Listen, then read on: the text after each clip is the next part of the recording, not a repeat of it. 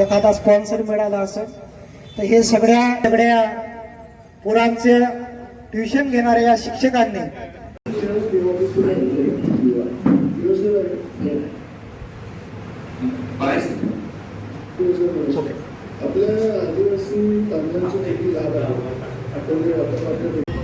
पुणे महानगरपालिका पेपर फुटणंच झालं. मग पेपर फुटते का बरं? कारण का त्याच्याविषयी कडक कायदे नाही आहे.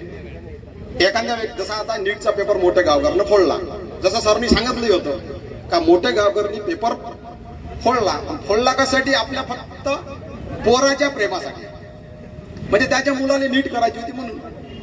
तसा पास होऊ शकत नव्हता कारण का लायकीच नव्हती पास व्हायची म्हणून. मग त्यानं इकून तिकून सेटिंग लावून पेपर फोडला. पेपर फोडून तो पेपर सगळीकडे वाटलाय समजा असं. तर कमीत कमी ते पेपर फोडून त्यानं मग पैसे जे निघाले पाहिजे ते पैसे काढासाठी पेपर विकलाय. तर असा करत पहिले 25 लाख विद्यार्थी नीट मध्ये बसले होते. 25 लाख. आणि तो पेपर एका इन्स्टिट्यूट मध्ये राजस्थानमध्ये एका इन्स्टिट्यूटनं पेपर व्हायच्या पहिलेच पेपर युट्यूबवर समजून सांगितला का गेस पेपर म्हणून. जसाचा तसा पेपर होता पुढाच्या. अशी परिस्थिती पेपर फुटीची आहे. मग फुटते का बरं? त्याच्याविषयी कडक कानून नाही ना. ज्यानं पेपर फोडला डायरेक्ट फाशीत द्या बरं दिले. दुसरा विचारच करण पेपर फोडायच्या पहिले. ते काय करते? पेपर फोडते, 10-100 कोटी कमावून घेते, 20-30 कोटी मध्ये सलटून टाकते. ते झाला सुटला. पण फाशी दिल्यावर तो पैसे कोणासाठी कमावून ठोस राहत नाही ना. अशा कडक कानून पाहिजे का जो पेपर फोडून त्याला डायरेक्ट फाशी.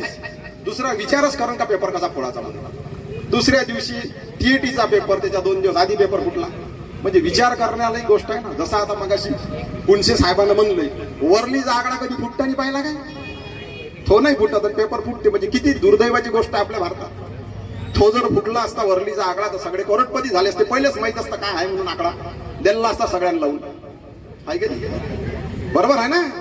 पण तो नाही फुटत आणि पेपर फुटते म्हणजे दुर्दैवाची गोष्ट आहे. त्याच्यासाठी आपल्याला आवाज उठवाच लागा ना. आपण उठवलंही आहे असं काही नाही. चला बरं मिळालं विद्यार्थीचं. धन्यवाद तुमचे तर पहिले आवर्जून सगळ्यांचे.